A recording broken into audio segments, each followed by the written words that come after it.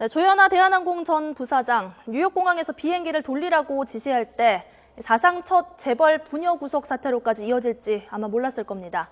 조양호 한진그룹 회장이 탈세 혐의로 구속된 지 15년 만인데요. 결국 올겨울을 구치소에서 보내게 됐습니다. 조 전 부사장의 동생인 조현민 전무는 언니의 복수를 다짐했다가 또 여론의 문매를 맞고 있는데요. 이번 사건 관련해서 이야기 나눠보도록 하겠습니다. 스튜디오에 지금 참여연대 안진걸 협동사무처장 그리고 양지열 변호사 모셨습니다. 안녕하세요. 네, 안녕하세요. 안녕하십니까. 네, 안녕하십니까. 네, 먼저 지금 논란이 되고 있는 게 동생 이야기가 다시 나오고 있습니다. 문자를 보냈다고 하죠. 네, 예. 문자로 복수를 하겠다라고 보냈다고 했는데 예. 네, 어떻게 생각하십니까? 많은 국민들이 사실 어느 누군가 연말 연시에 구속되어 있는 걸 네. 뭐 이렇게 유쾌하게 생각하시지는 않을 겁니다. 다만 그렇게 된 과정을 보면 우리 국민들도 언론들도 심지어 검찰도 도저히 용납할 수 없을 정도의 증거인멸, 직원의 책임 떠넘기기 등이 있었는데 네. 그 과정에서 조양호 회장 일가가 보여준 태도는 사실은 계속 거짓 해명, 증거인멸, 그다음에 영혼이 담겨 있지 않는 사과, 뭐 쪽지를 수첩을 뜯어서 뭐 대략 사과문을 썼다든지, 네. 뭐 각본에 의해서 인사를 했다든지 뭐 이런 게 다 밝혀지지 않았습니까? 급기야 복수하겠다는 문제까지 이렇게 공개되니까 정말 아무리 재벌 총수 일가들이 우리 국민들의 정서와 동떨어지고 또 법과 제도를 그동안 무시하는 행태를 보여왔다 해도 이 정도일지는 몰랐다라는 반응이 굉장히 많고요. 네. 특히 이제 이 상황을 종합해 보면 사실 복수를 당할 사람은 피해자들이나 이걸 알린 NGO나 언론이나 검찰이 아니라 그동안 대한항공 이해관계냐 직원들에게 정말 조양호 회장 일가가 못된 짓을 정말 많이 했다는 곳곳에서 증언이 지금 쏟아지고 있잖아요. 오히려 그런 것들에 대한 깊은 성찰과 반성과 사과를 해야 될 분들이 복수하겠다고 하니까 이제 적반하장이다라는 평가가 나오는 것 같습니다. 네, 이 문자 언니한테 문자를 보낸 날이 17일로 알려졌지 않았습니까? 네, 그날이 바로 서울 서부지검에 언니가 출석한 날이었습니다. 그렇죠? 네, 어떻게 생각하십니까? 그래서 이제 네. 저희가 이제 법적으로 얘기를 할 때 과연 문서 같은 거 서류 같은 데 써놨을 때 네.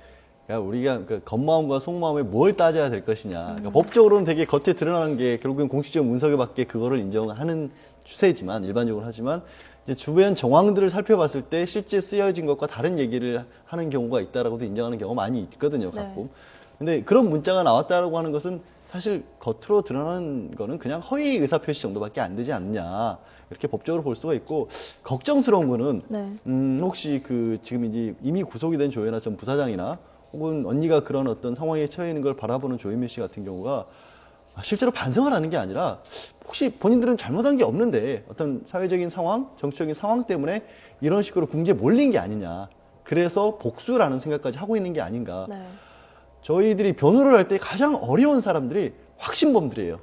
그러니까 정말 잘못한 사람 일을 했는데 네. 세상 모두가 그분이 잘못한 걸 아는데 본인은 그게 잘못한 걸 잘못하지 모르는 않았다. 사람이에요. 그 사람들은 어떻게 변호를 해야 될지 모르고 있고 그게 잘못했다는 걸 인정하라는 얘기를 가서 법정에 가서 혹은 사회에 나가서 얘기를 하라고 설득하는 게 그런 사람들을 변호할 때 저희가 가장 고충인데 혹시라도 그런 상황에 있는 건 아닌지 좀 우려스럽네요.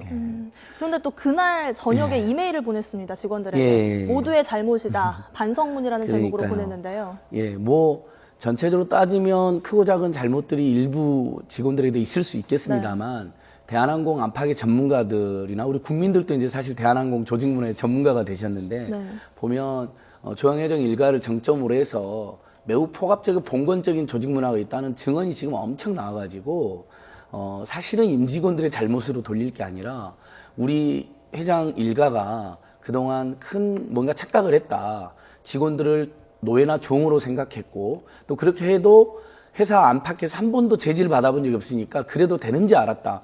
이렇게 고백하는 게 옳았다고 생각하거든요. 근데 그런 고백 없이 마지막까지 다른 사람의 책임으로 떠넘기고 심지어 이 사건을 알린 사람들에 대해 복수를 암시하는 문자를 보낸 건데 지금 정말 저는 걱정되는 게 지금 이 사건의 피해자들이 당시에 이제 우리 승객은 한 250명 가까이 타 있었었고 네. 승무원이 23명이 타 계셨거든요. 근데 직접적으로 당한 분은 이제 처음에 피해 여승무원 2분, 그다음에 사무장, 그다음에 조종사 이분들 있잖아요. 네. 이분들이 회사를 앞으로 제대로 다닐 수 있을지가 너무 걱정입니다.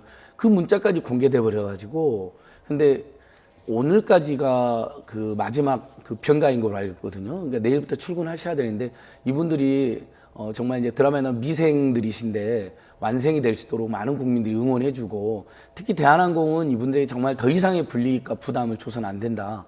이런 간절한 호소를 해보고 싶습니다. 좀 이런 재벌 일가들의 잘못된 행동들이 구설수에 자주 오르기도 하고 또 좀 그런 이야기를 접하는 국민들을 참 씁쓸하게 만드는 경우가 많은데요. 또 어떤 사례들이 좀 있었나요? 뭐, 굉장히 아무래도 이제 폭력과 관련된 얘기니까 네. 폭력과 관련된 사례들을 생각해 보면 그 최태원 SK 회장 사촌 동생이죠. 최철만 씨 예. 같은 경우가 그 시위 과정에서 그 기사분들을 사무실로 데려와서 야구방망이로 때리고 나서 결국 2천만 원 맥값이라며 집어 던졌던 네. 그런 일이 있었고 하나그룹 김승현 회장 둘째 아들이었죠. 그 동원 씨 같은 경우가 술집에 가서 매 마셨다고 또 아버지가 또 가죽 장갑 끼고 직접 나셔서 응징하셨다가 결국엔 정말 국제적인 망신이었잖아요. 재벌 총수가 그런 폭력을 휘둘렀다는 거.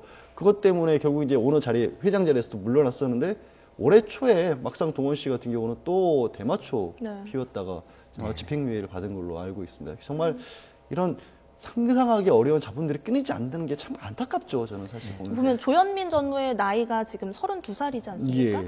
그렇다면 굉장히 어린 나이에 임원 자리에 오른 건데 일반 서민이라면 좀 그렇게 되기 힘들지 않습니까? 그러니까 네. 그렇게 되기도 힘들고 본인들도 그걸 굉장히 잘 알고 있죠. 조현민 이제 전무 같은 경우에는 이제 동기들 수습 과정에서 인터넷에 올린 경우도 같이 동기라고 훈련을 받고 있지만 길은 다르게 가겠지. 이런 본인이 그걸 잘 알고 있다는 걸 표시를 했고요.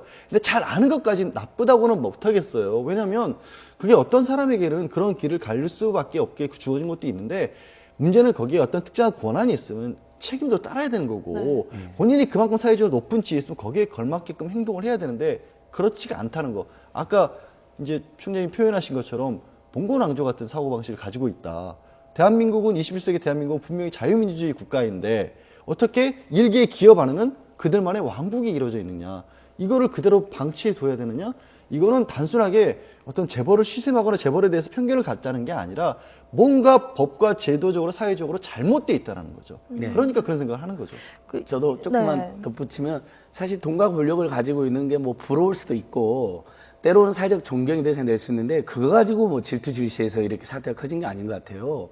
그것을 제대로 정당하게 행사하지 않고 너무나 해서는 안 될 짓으로 하니까 이제 문제가 된 건데 다른 예를 들 필요도 없이 우리 조영 회장 일가에서도 또 조은태 부사장이 있는데 네. 뭐 할머니를 밀어서 그렇죠. 넘어뜨렸다든지 그 지금 참 재밌게 아빠가 이사장이고 아들하고 딸까지 이사를 하고 있어요. 이 가장 투명하고 상식적이고 고등교육기관인 저명한 대학들 인하대 항공대에 그렇게 되어 있거든요. 그래서 시민단체라든지 인하대 구성원들이 항의를 한 거예요. 이렇게 아버지가 이사장이고 아들이 이사하고 딸도 이사하면 문제이지 않느냐 그랬더니 조현태 부사장이 지나가다가 내가 조은태다 하면서 입에 담을 수 없는 욕까지 했거든요. 이것도 사실 밝혀졌는데, 그러니까 사실 돈과 권력이 있으면 그만큼 큰 책임이 따른다라는 그리고 노블리스 오블리지라든 이런 좋은 말도 엄청 많지 않습니까? 그러니까 그렇게만 해준다면 우리가 박수 보내고 또 존경할 수도 있는데 사회 상규에 벗어난 이제 흔히들 말하는 슈퍼 갑질을 하고도 그게 문제가 아니라고 생각하는 거,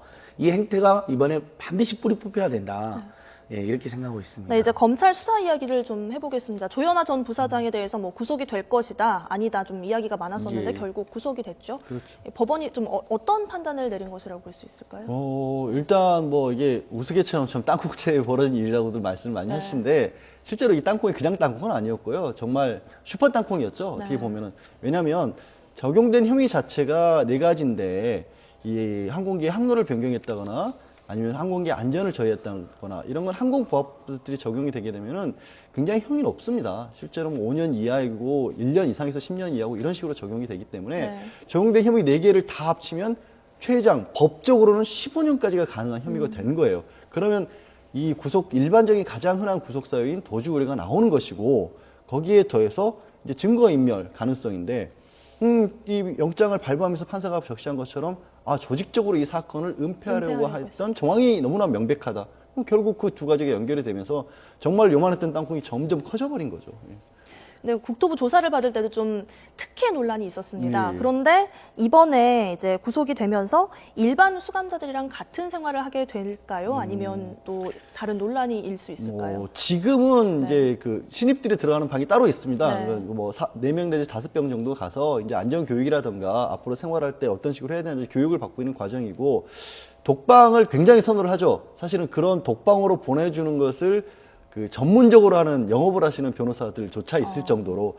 그런데 그게 이제 건강상의 문제가 있다거나 아니면 정말 신변에 특별히 위협을 느낄 만한 네. 어떤 사유, 그런 경우, 아니면 나이가 정말 많고 뭐 이런 어떤 특별한 사유가 없는 한은 웬만해서는 안 가죠. 그리고 지금 같은 경우는 온 국민의 여론이 굉장히 따가운 상황이기 때문에 뭐 어떤 사유가 특별히 생각지도 못했던 기계에 있지 않는 한은 독방 생활을 하기는 어렵고요. 아마 공동 생활을 할 것으로 보입니다. 그렇다면 이제 검찰 수사가 진행된 동안 이제 구치소에 있을 건데요. 예전에 보면 재벌 총수들 보면 건강이 안 좋다 이런 이유로 좀 보석으로 풀려나는 경우들도 많았었는데요. 네, 이번 사건은 어떨까요? 굉장히 오늘 우리가 재벌 총수들 이야기하면서 첫날부터 이렇게 부정적인 이야기에 대해서 네. 유감이긴 하지만 우리나라의 평가가 아니라 뭐 세계적인 언론에서도 한국의 재벌이라고 해서 표지 사진에 보면 처음에는 걸어 들어갔다가 해필이면 구속만 되면 전부 다 휠체어를 타고 나오는 게 뭐 유명한 이제 해외 잡지에 네. 표지를 장식하기도 했었는데요.